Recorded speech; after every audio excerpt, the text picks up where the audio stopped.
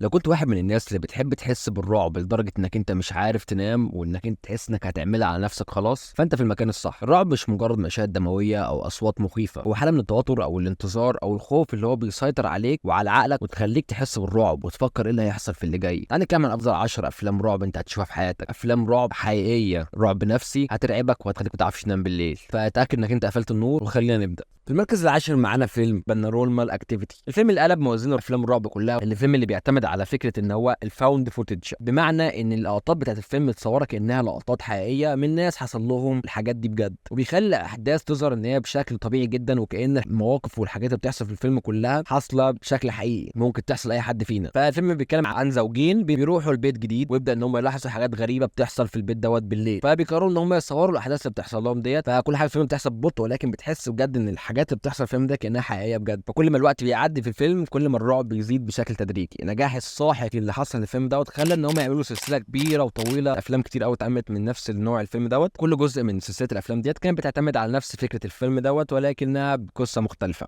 مركز تسعة معانا فيلم ذا لايت هاوس. لو كنت تحب افلام الرعب النفسي وعايز تعرف اكتر عن النفس البشريه وتخليك تشك في كل اللي انت بتشوفه، فيلم ذا لايت هاوس للمخرج روبرت ايجرز واحد من احسن الافلام اللي هتشوفها. فالفيلم بيحكي عن قصه اتنين من حراس بيحرسوا مناره لوحدهم في حته بعيده جدا، واحد قديم في المهنه وهو ممثل ويليام دافو، والتاني لسه واحد جديد رايح له وهو الممثل روبرت باتنسون. فهم بيتحبسوا في جزيره كده بعيده عن اي حد خالص، عن اي كائن حي، بسبب عاصفه تفضل شغاله لمده طويله. يبدا بقى ان هم يحسوا بالوحده والعزله عن اي حد، ويبدا ان هم واحده واحده يفقدوا عقلهم ويتجننوا، ويبدا يحصل لهم حاجات غريبه وهم يبداوا ان هم يعملوا تصرفات غريبه جدا وحاجات غريبه تحصل في الفيلم، ويبدا بقى الفيلم يقلب جنان كله على بعضه. فيبدا انك انت حتى مش فاهم الاحداث اللي انت بتشوفها دي حقيقيه ولا ده مجرد اوهام هم بيتوهموها. الفيلم متصور بالابيض والاسود وبما انه هو جديد في 2019، بس ده بيخلق كده جو كئيب وجو غريب في الفيلم وبيخليك تحس بالضغط النفسي غريب برضه. الممثلين في الفيلم دوت عملوا اداء تمثيلي عظيم جدا جدا، وكان الفيلم مرعب بجد. فالفيلم مش مجرد فيلم رعب، ده هو بيخليك تخش جوه عقل الاثنين المجانين دول.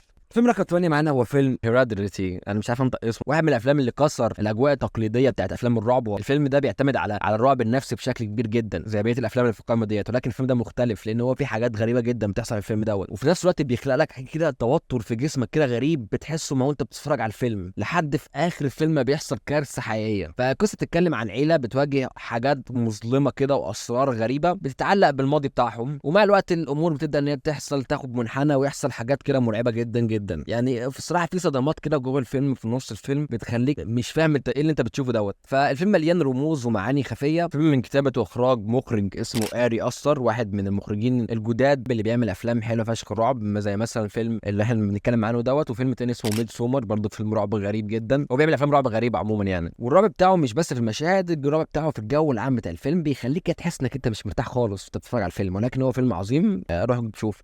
فيلم رقم 7 معانا هو فيلم ذا كونجيرنج، وهو يعتبر واحد من اشهر الافلام الرعب اللي هو اصلا مبني على احداث حقيقيه من ملفات المحققين اللي كانوا بيحققوا في قضايا الجن والعفاريت والحاجات اللي زي كده، اللي هم اد ولورين وورن. الفيلم بيحكي عن عيله بتنتقل لبيت قديم في مزرعه ما فيهاش سكان كتير. يبدا بقى ان العيله ديت يحصل لها احداث غريبه وعجيبه جوه البيت دوت، احداث مرعبه جدا. بس الفكره ان الفيلم ده مش مجرد فيلم رعب عادي بيحصل فيه شويه مشاهد مخيفه، ده فيلم مبني على قصه حقيقيه وفي نفس الوقت الرعب بتاعه بيتبني واحده واحده، فهو معتمد على الجو الرعب العام وبيخلي ممكن قلبك يحس ان هو هيقف في اي لحظه. كل تفصيله في الفيلم محسوبه عشان تخلق لك جو رعب عظيم. وده يعتبر واحد من سلسله افلام انابيل، لان انابيل برضو بتظهر في سلسله افلام ذا كونجيرنج، فهي واحده من اكتر الشخصيات اصلا المشهوره والمرعبه في تاريخ السينما كلها.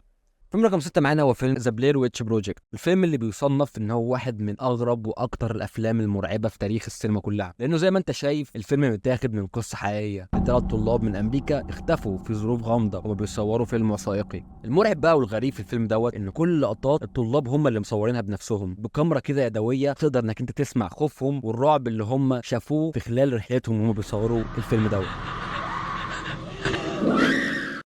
والفكره كمان ان اللقطات ديت لقوها وهم بيحاولوا يبحثوا عن الطلاب دول، ما لقوش الطلاب ولقوا اللقطات ديت. ودي صوره للثلاث طلاب اللي اختفوا ولحد الان لم يتم العثور عليهم. انا عملت فيديو كامل بتكلم فيه على فيلم ذا بلير ويتش بروجكت وعظمه الفيلم ده، وتقدر انك انت تروح تشوفه، هحط لك الرابط بتاعته في الديسكربشن او فوق هنا. في المركز الخامس معانا هو فيلم ذا ميست. لو انت بتحب افلام الرعب اللي هي بتلعب على وتر النفسيه الجماعيه، فمعانا فيلم ذا ميست. الفيلم بيستند على روايه للكاتب المبدع ستيفن كينج، اللي هو يعتبر احسن كاتب رعب في الدنيا كلها. فيلم لازم تشوفه لان هو جامد فشخ. القصه تبدا لما بيجي سحابه ضباب كبيره جدا غريبه تبدا ان هي تغطي بلده صغيره، لكن الضباب دوت ما كانش عادي. الضباب ده كان جواه كائنات غريبه جدا وكائنات مخيفه بتقتل اي حد يخش جوه الضباب دوت. بيبدا ان هو سكان البلده كلهم بيتجمعوا في سوبر ماركت صغير، واي حد بيخرج من السوبر ماركت بيتقتل فورا. لكن اللي بيحصل بقى جوه المبنى الصغير دوت، جوه السوبر ماركت الصغير دوت، هو الرعب الحقيقي، وساعات كتير بيكون اسوأ من الحاجات اللي بتحصل بره. الفيلم فعلا بيتكلم عن البشر ممكن يعملوا ايه لما يخافوا من المجهول. هم ما يعرفوش ايه جوه الضباب دوت، ولكنهم هم مرعوبين، فيبداوا ازاي ان هم يتصرفوا مع بعضيهم وايه اللي هيحصل لهم. لان كمان من الحاجات الغريبه في الفيلم ان هتلاقي ناس من جوه السوبر ماركت دول بيبدا ان هم يعبدوها او حاجات غريبه جدا، لانهم ما يعرفوش ايه هو اللي في الضباب دول. هم بيكونوا زي مجتمع صغير كده، والمجتمع ده بيبدا ان هو ينهار بسبب الرعب اللي هم هيحسوا بيه. النهايه بتاعته يعتبر اكتر نهايه صادمه في تاريخ الافلام كلها، نهايه مرعبه، نهايه صادمه عمرك ما تقدر انك انت تتوقعها.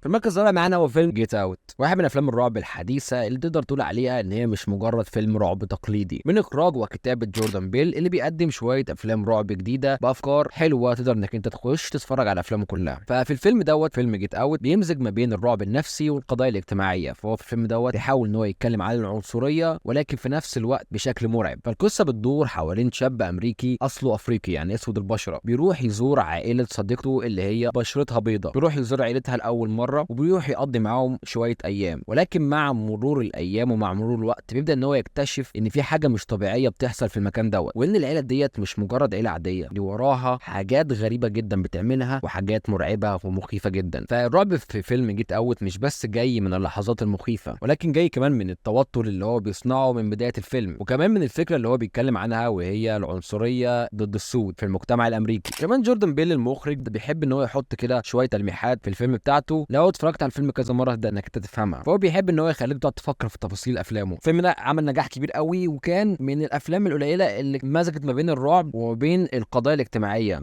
العميقه اللي هم بيتكلموا فيها.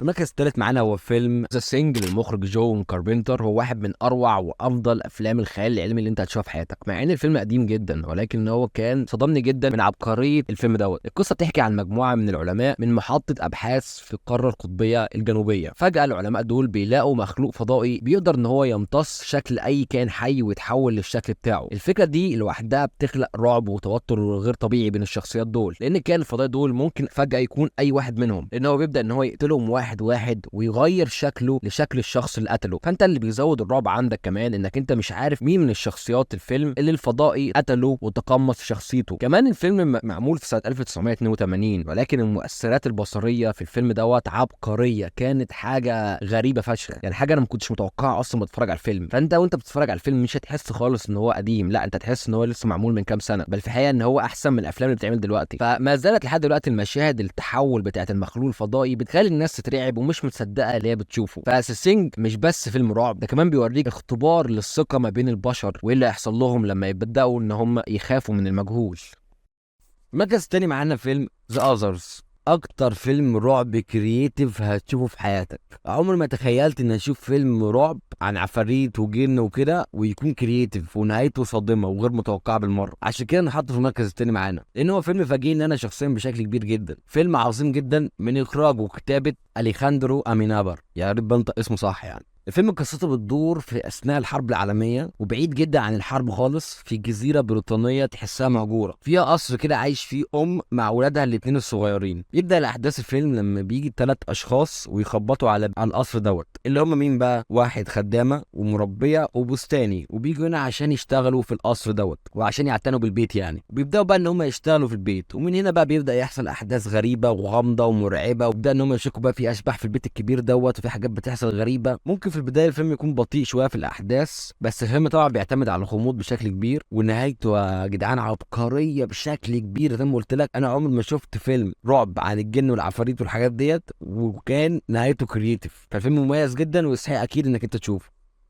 في المركز الاول معانا فيلم ذا شاينينج من انتاج سنه 1980 من اخراج العبقري ستانلي كوبريك، الكاتب العبقري برضه ستيفن كينج. الفيلم بيحكي عن واحد اسمه جاك دوت كاتب بيقرر ان هو يروح مع عيلته لفندق منعزل عشان يشتغل حارس في الفندق دوت في الشتاء. لكن الفندق دوت فيه اسرار غريبه وعجيبه، اسرار غامضه تبدا ان هي تاثر فيه وفي افعاله، ويبدا ان هو يحصل له حاجات غريبه لحد ما شويه شويه بيبدا ان هو يفقد عقله تماما، وبعد كده بيبدا الرعب الحقيقي. اداء جاك نيكلسون في الفيلم دوت كان مرعب جدا، والمشهد الاسطوري بتاعه اللي هو هير جوني بقى من اكتر المشاهد شهره في تاريخ السينما كلها. الفيلم بيغوص في النفس البشريه والخوف النفسي، فالفيلم هو مش مجرد رعب ومشاهد، لا الفيلم مليان رعب نفسي وخوف كده. وبس دي كانت قائمتنا لافضل 10 افلام رعب اثرت في عالم السينما، وكانت من احسن الافلام اللي انت ممكن تشوفها. حاولت ان انا انوع في القائمه دي على قد ما اقدر، من رعب نفسي لخيال علمي او قصص